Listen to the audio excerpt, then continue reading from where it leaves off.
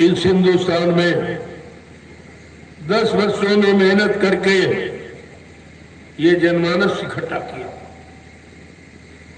जो 10 अप्रैल का जो मर्यादा पुरुषोत्तम भगवान राम की जन्म तिथि पर ये जो भीड़ आपको देखने को मिली है, ये कोई नहीं कर सकता। इसको कहते हैं अवतारी शक्तियों की महिमा।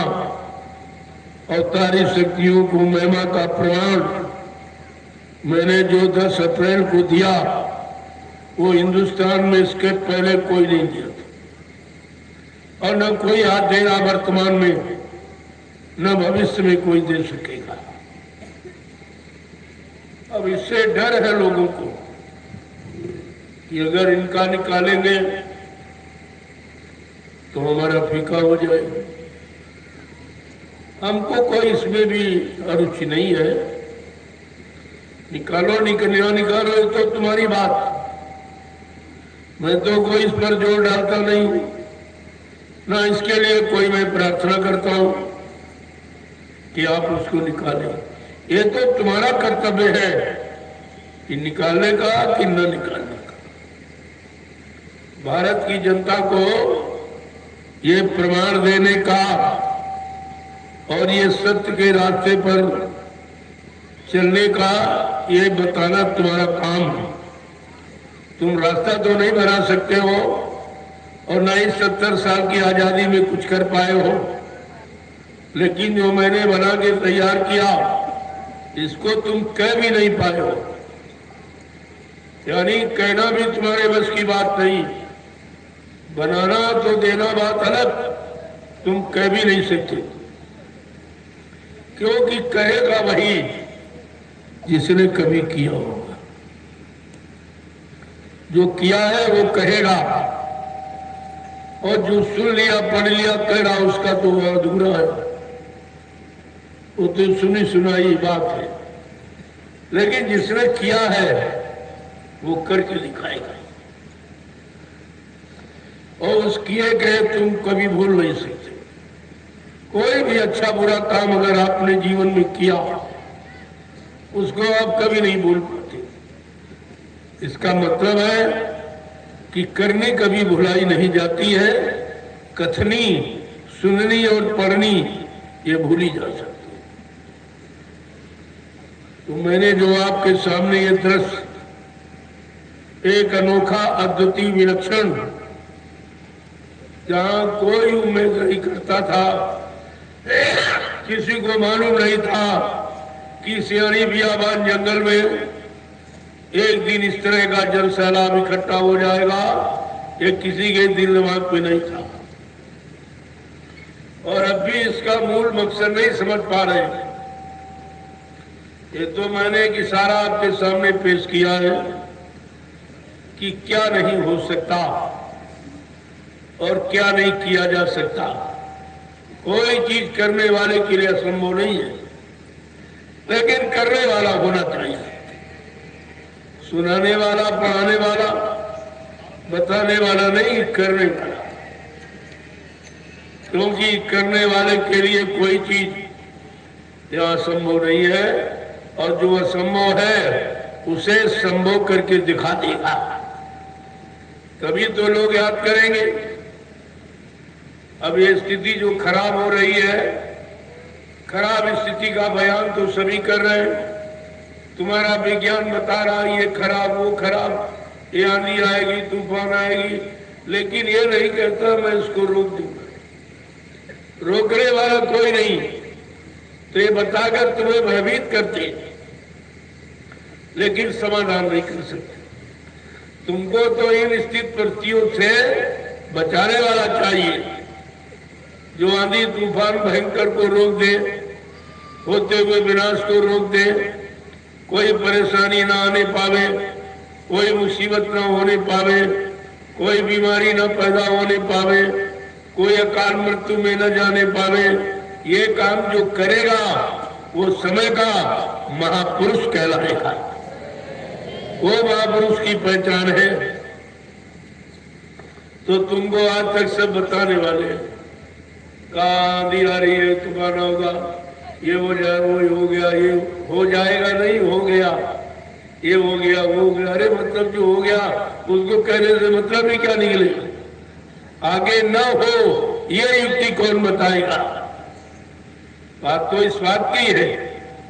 और यही बात आपको सोचना चाहिए कि चलो खराब समय आ गया, खराबी हो गई, विनाश हो गया, तमाम मौतें हो गई, लेकिन अब ये न हो, कैसे न होंगी, कैसे बचेंगी, आप इसके लिए सोच विचार करना चाहिए। ये कोई नहीं बता। लोगों ने कहा विज्ञान बहुत आगे हो गया, हमने तुम्हारे आगे आने वाली कठिन स्थिति को रोक सकता है, आने वाली भयंकर बीमारियों को रोक सकता है, पारस्परिक प्रेम प्यार मोहब्बत को खत्म करके ये लड़ाई झगड़े को रोक सकता है। कहते ये काम नहीं, फिर क्या हुआ? फिर होगा, हो रहा, हो जाए, ये बात तुम्हारे हित की नहीं। हमारा ना हो, हमारी कोई ऐसी स्थिति परिस्थिति न बने जिससे हमारा कोई बिगाड़ हो, तब तो मान लेंगे कि भाई ये काम हमारा। लेकिन ये कोई नहीं, सब जानकारी देने वाले हैं, लेकिन उस भयंकर जानकारी से बचने बचाने का उपाय बताने वाला कोई नहीं। और यही महापुरुष की पहचान होगी, जो होने वाले भयंकर महायुद्ध को रोकेगा। पहले नहीं रोकेगा, पहले तो रोक तो सकता है, लेकिन तुम मानोगे नहीं जब तक कुछ हो न जाए। जैसे उदाहरण के लिए कोई रास्ते में तुमको पकड़ के मारने लगे, 2-4 थप्पड़ मारे, तब तक कोई आ जाए, नहीं खबरदार, तब तुम कहोगे ये बचाने वाला है। अगर बिल्कुल मारना पड़े तो तुम कैसे कहोगे बचाने वाला? तुम बचाने वाला, सुधार करने वाला तभी मानोगे जब तुम्हारा कुछ बिगड़ जाएगा। और इस बिगड़े माहौल को कोई ठीक नहीं कर सकता, बदल नहीं सकता, और जो आके बदल देगा वो समय का महापुरुष कहलाएगा। देखो ये सब विचार आपके अंदर होना चाहिए। मैं तो बराबर इशारा कर रहा हूं, पहले भी, आज भी और आगे भी करता रहूंगा, क्योंकि मेरा काम जानकारी देने का है और जानकारी के साथ उस काम को करने का। केवल फर्जी जानकारी नहीं, कोई डराने धमकाने वाली जानकारी, कोई भयभीत करने वाली जानकारी नहीं, बल्कि हर स्थिति परिस्थिति से, हर मोड़ पर आपको बचाने का काम। तो जब ये सब चीजें हो जाएंगी तो आ जाएगी बात। ऐसे आप संसार समाज में, परिवारों में रहते हो, कोई सांसारिक शारीरिक लाभ पाने के लिए जो आधार बनाया है, क्योंकि ये जड़ संसार और जड़ वस्तुएं और जड़ शरीर के प्रयोग के लिए, तो आप क्या करते हो? जड़ स्थानों पर जाके सिजदा प्रणाम करते हो। कोई पत्थर है, कोई कागज कैलेंडर है, कोई पानी है, कोई तीर्थ है, कोई मूर्त है, इन्हीं में जाके आप प्रार्थना करते हो कि हमारे जड़ी शरीर को काम आने वाली वस्तुओं का आप दे दीजिए। यदि वो भी नहीं कर सकता, वो तुमको जड़ वस्तु भी नहीं दे सकता, वो तो तुम्हारे जो जड़ शरीर से आपने किया उसी करने का फल, लेकिन तुम्हें नहीं मालूम है किस तारीख, किस महीना, किस सन में हमको किस कर्म का फल मिलेगा, ये मालूम नहीं। तो हम जब मालूम नहीं तो जो कर दे उसी को मान लेते। तो आप वहां प्रार्थना करते हो कि हमको राज मिल जाए, पाठ मिल जाए, धन मिल जाए, दौलत मिल जाए, औरत मिल जाए, बच्चे मिल जाए, मतलब यानी कोई पद मिल जाए। ये सब सामान की चाह की इच्छा इस जड़ शरीर के लिए है, लेकिन जड़ शरीर में चेतन जीवात्मा भी रहती है। उसके लिए आपने नहीं कुछ सोचा। और खेल उसी चेतन जीवात्मा का है, ये कोई जानता नहीं है। अरे ये रोज अनुभव करिए आप कि जितने जीव ये धरती मंडल पर है, जिनको 4,84 लाख नरकों की योनियों में विभाजित किया गया, तो कहा इनको भी या इनका लाभ पाने के लिए भी आपको नाना तरह के उपाय करने पड़ते हैं। जा जा करके प्रार्थना करते हो, सिद्धा करते हो, प्रणाम करते हो, जबकि वहां कोई नहीं है, न कोई सुनने वाला, न कोई देने वाला, न कोई पूर्ति करने वाला, न कोई संतुष्ट करने वाला। लेकिन फिर भी आपकी आस्था लगी है। अब आपकी समझ में आना चाहिए ये कैसा आस्थावान देश, जहां पत्थर में भगवान की आस्था, कागज कैलेंडर में देवी देवताओं की आस्था, तीरथ में, मूर्त में, पानी में, इन सब में आप शक्तियों की आस्था लगाए बैठे हो, जबकि यहाँ पर कुछ नहीं, वहां पर भी इन शक्तियों का आवास निवास नहीं है। वो तो अज्ञानता, भूल, भ्रम बस आप मान बैठे हो। वही तुम्हारी झूठी मानता बार बार तुमको उत्साहित करती है। तुम रोज रोज जाते हो, प्रार्थना करते हो, लेकिन कभी तुमने ये विचार किया कि कितने वर्ष हो गए हमको नाम लेते देवी देवता भगवान खुदा घाट का, तो कोई आया नहीं, न कोई बोला, न किसी ने मदद करने के लिए हमसे वादा किया, लेकिन फिर भी आस्था लगी हुई।